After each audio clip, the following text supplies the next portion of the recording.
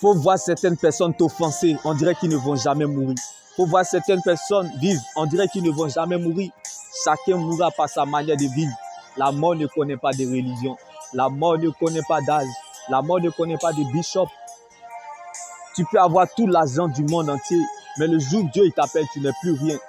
Que tu meurs riche ou pauvre, cadavre c'est cadavre. La chaussure qu'on porte, c'est en fonction de la distance à parcourir. C'est Jésus-Christ qui est bon à l'heure là pour ton éternité. Car la vie avec Jésus est un espoir sans fin. Mais la vie sans Jésus est une fin sans espoir. Bien-aimé, la chaussure qu'on porte, c'est en fonction de la distance à parcourir. Bien-aimé, la destinée n'est pas la destination. Car les grands combats ne restent pas dans l'histoire. Il n'y a que des guerres gagnées que l'histoire se souviendra. Je peux avoir perdu des soldats, mais la conclusion, j'ai gagné la guerre de l'éternité. Donc tu peux tout avoir sur la terre et rater le ciel. Si tu n'as pas Jésus, tu auras perdu ton existence et raté ton éternité avec Christ.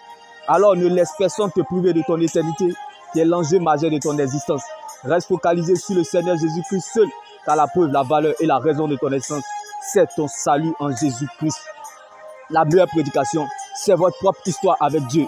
On ne vous jugera jamais pour ce que vous êtes au nom de Jésus, mais pour ce que vous allez devenir dans le nom de Jésus. En guerre, ce n'est pas la grande armée qui sauve le roi, mais plutôt les conseillers. Quand Dieu veut élever la vie d'une personne, il ne lui donne pas de l'argent, mais plutôt un conseil. Je suis avec toi. La même parole que Dieu t'a dit quand tout va bien, je suis avec toi. C'est cette même parole quand tout va mal dans le lieu du krach à Golgotha, je suis avec toi. Cette parole n'a point de date d'expiration, car Jésus-Christ est le même hier, aujourd'hui, demain, et il demeure éternellement. Donc il n'y a rien que le diable a ajouté sur votre vie que Dieu ne vous a pas donné. La grandeur ne surprend pas les grands. Il n'y a pas d'héros sans histoire. Donc si vous n'êtes pas brisé sur la terre, c'est que le ciel n'a rien à vous offrir. Quand tu mourras, on ne dira pas que ton corps repose en paix, mais plutôt que ton âme repose en paix. La vie est comme l'emballage d'une enveloppe. Pourtant tu le sais, la valeur d'une enveloppe, c'est son contenu. Alors sauve ton âme en Jésus. Si tu conserves ta vie, tu la perdras. Mais si tu perds ta vie à cause de Dieu, tu la retrouveras. Car bien-aimé, le jour que tu mourras, tu n'emporteras pas de ce que tu as reçu, mais plutôt de ce que tu as donné. Il y a quelque chose que tu peux donner aux autres, quand bien même que tu n'as rien. La chose de Dieu qui est en toi, certainement, elle te donnera accès à ta liberté. Car Paul et Silas étaient en prison, mais l'évangile n'était pas prisonnier. Jésus, roi qu'il était, s'est fait serviteur en lavant le pied de ses disciples. Quand tu sais de prendre Dieu les humains, tu provoques un concert au ciel. Les fruits d'un arbre reflètent sa nature. Les fruits que nous recherchons pour notre liberté dépendent de notre relation avec Dieu, car c'est de notre relation avec Dieu que découle tout le reste. L'avenir du peuple dépend de son obéissance à Dieu. L'avenir, bien-aimé, d'une église dépend de son intercession. Quand on fait un mauvais choix, on devient un adorateur. Mais quand on fait un bon choix, on devient un intercesseur. La vie est un mensonge. Seule la mort dit la vérité. Alors, bien-aimé, chacun mourra par sa manière de vivre. Alors, ne laisse personne te priver de ton éternité, qui est l'enjeu majeur de ton existence. Quelle que soit la majorité de places que tes problèmes prendront dans une valise, la petite place que tu laisseras à la parole de Dieu fera la différence.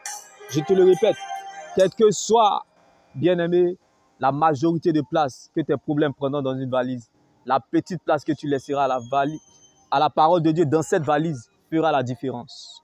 Je le répète, quelle que soit la majorité de places que tes problèmes prendront dans une valise, la petite place que tu laisseras à la parole de Dieu fera toujours la différence.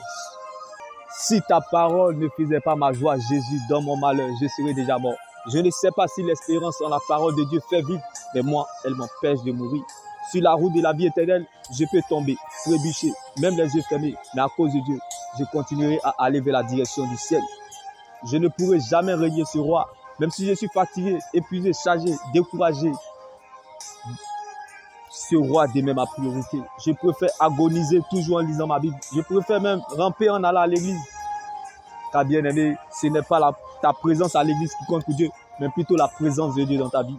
Que Dieu prenne la forme de ce qui te manque, car ce n'est pas ton rang social qui compte pour Dieu, mais plutôt ton rang dans le royaume des cieux. On ne va pas à l'église pour être béni, car on ne traverse pas la vallée pour être béni, mais plutôt pour être une source de bénédiction. Un chrétien n'est pas béni, mais il est une source de bénédiction. Car on ne naît pas pour devenir quelqu'un, mais on naît pour être ce que nous sommes. On ne coupe pas pour ce qu'on est, mais on coupe pour ce qu'on n'est pas. Ta valeur n'est pas déterminée en fonction de ce que tu as, mais en fonction de ce que tu es. Donc tu es ce que tu deviendras et non ce que tu traverses. Tu deviendras ce que tu dois devenir. Rien et personne ne pourra empêcher à Dieu d'accomplir sa volonté dans ta vie. Tu ne deviendras pas autre chose que ce que Dieu a planifié, programmé, décidé. Rien n'arrive sans rien. Si une chose est arrivée, c'est parce qu'il y a quelque chose qui est arrivé avant cette chose. Vous parlez de sa force et vous autres parlez de sa puissance. Mais moi, je parlerai de sa fidélité. Vous passerez par la gauche, vous passerez par la droite. Vous tomberez sur Jésus-Christ au carrefour. Je ne te parle pas d'un Jésus Barnabas, prisonnier célèbre. Je ne te parle pas d'un Jésus boucanté. Je ne te parle pas d'un Jésus de ton quartier. Je ne te parle pas d'un Jésus justice, serviteur de Dieu. Je ne te parle pas d'un Jésus footballeur brésilien. Celui dont je te parle, il n'est pas footballeur, mais il a marqué l'humanité. Jésus-Christ de Nazareth. Celui-là même qui a vaincu la mort. Celui-là même que la lumière de la mort et de la tombe n'a pas pu stopper. Il est le feu dévorant qu'aucun pompier ne peut éteindre. Il est le pain descendu du ciel qu'aucune boulangerie ne peut égaler. Ce nom est vie pour notre vie. Ce nom est délivrance pour notre vie. Ce nom est grâce pour notre vie.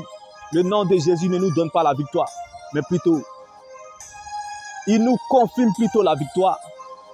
Nous sommes plus que vainqueurs. Nous avons la victoire avant la victoire. Je ne sais pas pour toi, mais laisse-moi te dire qu'en vérité, nous avons la victoire dans le nom de Jésus. Et en réalité, nous confirmons la victoire au nom de Jésus-Christ. Car David n'est pas parti dans la bataille pour avoir la victoire, mais plutôt pour confirmer la victoire au nom de Jésus-Christ. Je ne sais pas pour toi, mais laisse-moi t'annoncer cette bonne nouvelle. Nous ne combattons pas pour avoir la victoire, mais nous combattons dans la victoire, dans le nom de Jésus-Christ. Que la joie du Seigneur soit votre force et votre partage, et que Dieu prenne la forme de ce qui vous manque. Shalom. On perd sur le même sol, mais on n'a pas le même sort. On perd sur le même sol, mais on n'a pas le même prix. On perd sur le même sol, mais on n'a pas le même propriétaire.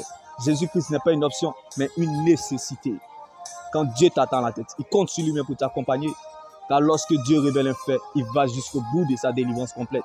Si c'est à cause de toi, tu perdras la bataille, mais à cause de Dieu, tu gagneras le combat. Combattu, mais jamais abattu. Tant que Dieu est là, car Dieu répond toujours. Certes, tu as perdu la bataille, mais non le combat. Car tes batailles d'aujourd'hui, t'équipe et te prépare tes combats futurs. La grandeur ne surprend pas les grands. Tes bénédictions futures, bien-aimés, les bénédictions futures attirent toujours des batailles et des combats dans le présent. Les bénédictions futures attirent toujours des batailles et des combats dans le présent. Donc tes épreuves sont liées à ta grandeur. Seul Dieu a le dernier mot. Sur une pancarte d'un cimetière était écrit: hier nous étions comme vous.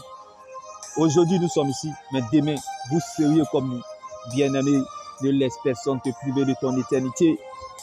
Quel enjeu majeur de ton existence, car tu peux tout avoir sur la terre et rater le ciel. Tu peux avoir l'argent du monde entier, mais le jour que Dieu t'appelle, tu n'es plus rien, bien-aimé. Alors, pense à ton éternité. Ne meurs pas seul, mais meurs avec Jésus. Ne meurs pas pour mourir. Ne meurs pas avant ton temps. Ne meurs pas avant l'heure. Le vrai risque, c'est de vivre. Le vrai risque, c'est de mourir sans avoir vécu ce qu'on voulait vivre. Mais aussi, le vrai risque, c'est de mourir dans quelles conditions? Avec ou sans Jésus. Nous vivons le plus longtemps sous la terre que sur la terre. Donc notre vie sur la terre est limitée. Nous vivons le plus longtemps sous la terre que sur la terre. Donc notre vie sur la terre est limitée. Nous ne sommes pas des résidents, mais plutôt des voyageurs, bien-aimés. Le temps est compté, bien-aimé. Alors celui qui compte sur Dieu dépend de sa parole. Bien-aimé, prépare son éternité et son avenir. Celui qui obéit à Dieu ne sera jamais déçu ni perdant.